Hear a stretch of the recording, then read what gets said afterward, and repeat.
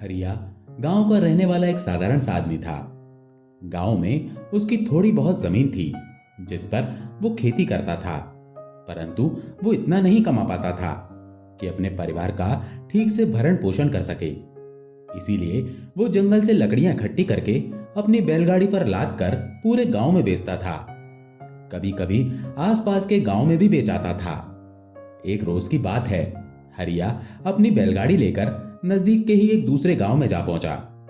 वो घूम घूम कर लकड़ियां बेच रहा था। हरिया अपनी धुन में बैलगाड़ी चला रहा था कि तभी अचानक एक मुर्गी उसकी बैलगाड़ी के पहिए के नीचे दबकर मर गई। असल में नजदीक में ही एक आदमी ने मुर्गी खाना बना रखा था और ये उसी की मुर्गी थी जो मर गई। उसी समय एक आदमी जोर जोर से चिल्लाता हुआ वहां आया। वो उस मुर्गी का मालिक था। वहां पहुंचते ही वो चिल्लाते हुए हरिया को बुरा भला कहने लगा और बोला, अंधे हो गए हो क्या? तुम्हें रास्ते पर चलती मुर्गी नजर नहीं आई? मेरी इतनी प्यारी मुर्गी तुमने मार डाली। बेचारा भोला भाला हरिया ये सब सुनकर सहम गया। वो माफी मांगते हुए बोला, मुझे मुर्गी दिखाई ही नहीं पड़ी, मुझे माफ कर दो भाई। वो आदमी बोला, माफी मांगने से क्या होगा? मेरा नुकसान पूरा थोड़ा ही ना हो जाएगा। तुम्हें इस मुर्गी की कीमत चुकानी होगी। हरिया ने घबराते हुए कहा, ठीक है, बताओ कितनी कीमत चुकाऊं इस मुर्गी की?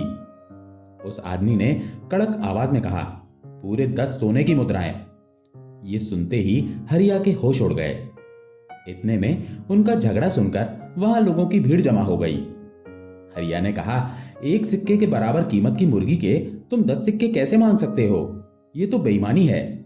मुर्गी के मालिक ने कहा, अगर मेरी मुर्गी मरी ना होती तो 2 साल में और कई अंडे देती और उन अंडों में से आगे कई और मुर्गियां निकलती और इस तरह मेरी कमाई 10 सोने की मुद्राओं की तो हो ही जाती।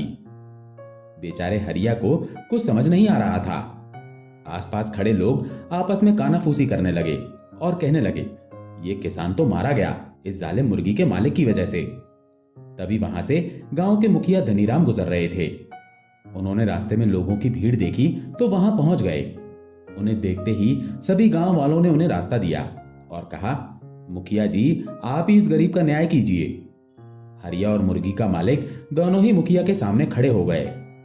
मुर्गी के मालिक ने दलील पेश करते हुए कहा, हुजूर, इस आदमी की लापरवाही से मेरी मुर्गी मर गई है जो 2 साल में इतने अंडे देती और उन अंडों से आगे मुर्गियां निकलती जिनसे मैं 10 सोने की मुद्राएं कमा सकता था।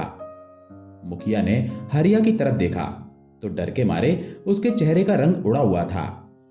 मुखिया ने कुछ क्षण सोचा और हरिया से कहा, तुम इस आदमी को 10 सोने के सिक्के दे दो क्योंकि तुमने इसकी मुर्गी मारी है जिसकी कीमत ये 10 सिक्के बता रहा है। भीड़ में खड़े लोगों के आश्चर्य का ठिकाना ही ना रहा। उन्हें लगा था कि मुखिया न्याय की बात करेंगे, पर यह तो सरासर अन्याय है। एक मामूली सी मुर्गी की कीमत 10 सोने के सिक्के कैसे हो सकती है? मुर्गी के मालिक की बाछें खिल गईं। वो बोला, हुजूर, लोग ठीक कहते हैं, आपका न्याय हमेशा सही होता है। मैं उनकी इस बात से पूरी तरह से सहमत हूं। हाँ भाई, न्याय तो सही होता है, मुखिया ने मुस्कुराते हुए कहा। अच्छा ये बताओ कि तुम्हारी मुर्गी जीवित होती तो 2 साल में कम से कम कितना दाना खा जाती? हुजूर, आधी बोरी तो खा ही जाती। और इतना ही दाना इसके अंडों से निकलने वाली मुर्गियां भी खा जाती। जी बिल्कुल। इसका मतलब 2 साल में तुम्हारे कम से कम 5-6 बोरी दाने तो लग ही जाते। मुर्गी के मालिक ने सहमति में सिर हिला दिया। मुखिया ने कहा, तो तुम ऐसा करो, 6 बोरी दाना इस हरिया को दे दो क्योंकि उसे खाने के लिए तुम्हारी मुर्गी तो अब जिंदा नहीं रही। यह सुनकर मुर्गी के मालिक की सिट्टी पिट्टी गुम हो गई क्योंकि दाने की 6 बोरियों की कीमत 10 सोने के सिक्कों से कहीं ज्यादा बनती थी। इधर मुखिया के इस न्याय से हरिया के चेहरे पर मुस्कुराहट आ गई। भीड़ में खड़े लोग भी खुशी के मारे चिल्लाने लगे। मुर्गी खाने का मालिक बुरी तरह झेंप गया। वो खुद ही अपने जाल में फंस गया था।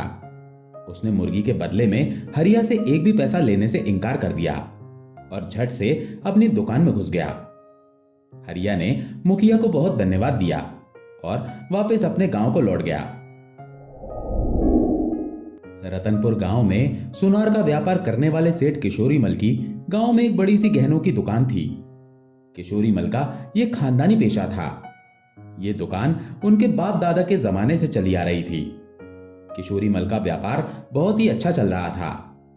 आसपास के गांव के लोग भी सेठ किशोरी मल के पास अपने सोने के गहने बनवाने आते थे। इतना बड़ा व्यापार था और धन की कोई कमी नहीं थी। फिर भी सेठ किशोरी मल एक कंजूस किस्म के आदमी थे। वो हर समय धन के बारे में ही सोचते रहते कि किस तरह से अपने मुनाफे को बढ़ाया जाए। इसी वजह से उनमें थोड़ा लालच भी था, परंतु अपने ग्राहकों के प्रति वो पूरे ईमानदार थे। किसी के गहनों में कोई हेराफेरी नहीं करते थे। सालों से अपने सोने का व्यापार करते करते सेठ जी में एक गुण आ चुका था, और वो था सोने की अचूक परख करने का। वो अपने काम में इतने माहिर थे कि सिर्फ एक नजर भर देखने से ही बता देते थे कि सोना असली है या नकली है। उनकी इस खूबी की चर्चा पूरे गांव में भी थी कि सेठ किशोरी मल बिना सोने को हाथ लगाए सिर्फ देखकर ही उसकी परख कर लेते हैं। सेठ जी को अपने व्यापार के सिलसिले में अक्सर ही आसपास के गांव में भी जाना पड़ता था, परंतु उनकी कंजूसी की हद यह थी कि वो सफर के दौरान कभी भोजन भी नहीं करते थे। सेठ जी के इस कंजूस व्यवहार से उनके परिवार के लोग भी परेशान थे। जब भी गांव में कोई शादी ब्याह का न्योता आता, सेठ जी अक्सर कोई ना कोई बहाना बनाकर वहां नहीं जाते थे, क्योंकि ब्याह में उन्हें शगुन के तौर पर कुछ न कुछ पैसे देने पड़ते। एक बार की बात है, सेठ जी को एक शादी का न्योता आया, और ये न्योता उनकी पत्नी की एक दूर की बहन की शादी का था। जैसा कि सेठ जी का स्वभाव था, उन्होंने पत्नी से कहा, सुनो भाग्यवान, इतनी दूर का न्योता है, आने जाने में कितना पैसा खर्च होगा, और ऊपर से शगुन अलग से देना पड़ेगा। मेरी मानो, छोड़ो ये शादी ब्याह का चक्कर। इस बार सेठ जी की पत्नी सुनने वाली कहां थी। वो चिल्लाकर सेठ जी से बोली, सुनो जी, आप हर बार कोई ना कोई बहाना करके शादी के न्योते ठुकरा देते हो, परंतु इस बार मेरी बहन की शादी है, चाहे वो दूर की ही हो। अगर आप शादी में नहीं जाएंगे तो मैं जहर खाकर अपने प्राण त्याग दूंगी। अपनी पत्नी की धमकी सुनकर सेठ जी सन्न रह गए। अब मरता क्या ना करता वाली हालत में सेठ जी ने बड़े ही भारी मन से शादी पर जाने के लिए हां कर दी और कहा, ठीक है, कल सुबह ही हम निकल चलेंगे। उस रात सेठ किशोरी मल को नींद ही नहीं आई। वो सारी रात शादी में होने वाले खर्चे के बारे में ही सोचते रहे। जब सुबह हुई तो सेठ किशोरी मल और उनकी पत्नी शादी के लिए दूसरे गांव को निकल पड़े। रास्ता काफी लंबा था, परंतु कंजूस सेठ ने पत्नी के कहने पर रास्ते के लिए खाने पीने की व्यवस्था भी की थी। अभी भी सेठ जी के मन में शादी के लिए होने वाले खर्चे की ही बात चल रही थी। खैर, वो दूसरे गांव पहुंच गए, और पहुंचते ही सेठ जी और उनकी पत्नी का खूब आदर सत्कार हुआ। सेठ जी की पत्नी सालों बाद यहां आई थी, तो उन्होंने अपनी बहन के साथ खूब सारी गप्पे लड़ाईं। वो सभी लोग अपनी बातचीत में व्यस्त थे, परंतु सेठ जी का मन तो बहुत ही भारी हो रहा था। उन्होंने सोचा, चलो थोड़ा बाहर जाकर इस गांव में घूमा जाए। सेठ जी बिना किसी को बताए उस घर से निकल गए और गांव में घूमने लगे। सेठ जी उस गांव की गलियों में कभी इधर कभी उधर घूमने लगे। वो अपने मन को बहलाने की कोशिश कर रहे थे। तभी सेठ जी की नजर एक घर के बाहर पड़ी। सेठ जी ने देखा कि घर के बाहर एक बिल्ली कटोरे में दूध पी रही थी। सेठ जी ने गौर से उस कटोरे को देखा तो वो एक पुराना टेढ़ा मेढ़ा सा कटोरा था, परंतु सेठ जी की पारखी नजर पहचान गई कि वो कटोरा शुद्ध सोने का था। सेठ जी को बड़ी हैरानी हुई कि कोई सोने के कटोरे में बिल्ली को दूध क्यों पिलाएगा। तभी सेठ जी ने उस बिल्ली के पास खड़े आदमी को देखा। वो आदमी बिल्ली का मालिक था। अब सेठ ने उस आदमी को भी ध्यान से देखा। सेठ जी के मन में विचार आया कि देखने में यह आदमी इतना अमीर तो नहीं लगता, तो ये बिल्ली को सोने के कटोरे में दूध क्यों पिला रहा है। जरूर ये कोई मंद बुद्धि है जिसे सोने की पहचान ही नहीं है। इसे पता ही नहीं कि जिस कटोरे में ये बिल्ली को दूध पिला रहा है वो सोने का है। ये सोचकर सेठ जी मन ही मन खुश होने लगे और सोचा, क्यों न इस मंदबुद्धि आदमी से मैं कटोरा खरीद लूं। सेठ ने बिल्ली के मालिक से कहा, वाह भाई, क्या शानदार बिल्ली है तुम्हारी।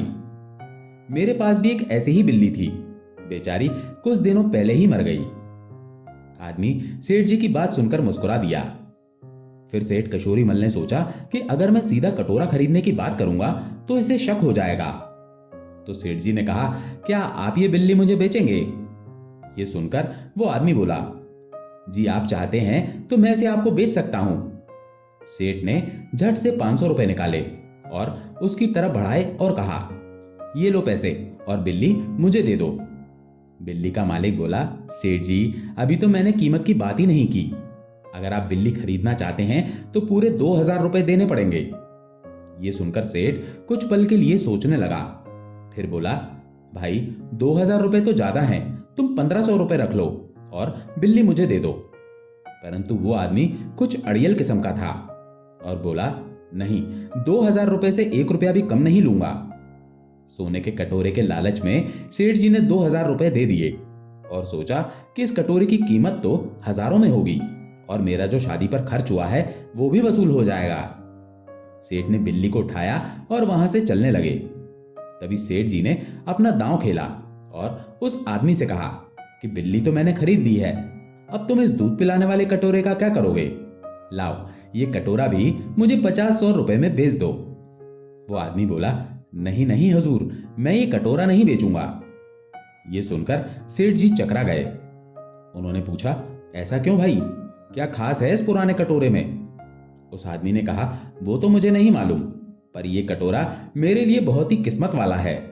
पिछले 2 हफ्तों से मैंने जब से इस कटोरे में बिल्ली को दूध पिलाना शुरू किया है, तब से मैंने 65 बिल्लियां बेच दी हैं। ये तो मेरे लिए किस्मत का कटोरा है। ये सुनकर सेठ किशोरी मल के होश उड़ गए। जिसे वो मंदबुद्धि समझ रहे थे, वो तो उनसे भी बड़ा व्यापारी निकला। सेठ जी ने अपना माथा पीटा और उस बिल्ली को लेकर वापस अपने गांव लौट गए। अब सेठ किशोरी मल को उनके लालच का फल मिल चुका था। दोस्तों, आशा है ये कहानियां आपको पसंद आई होंगी। अगर पसंद आई हो तो वीडियो को लाइक करके चैनल को सब्सक्राइब जरूर कर लें। धन्यवाद।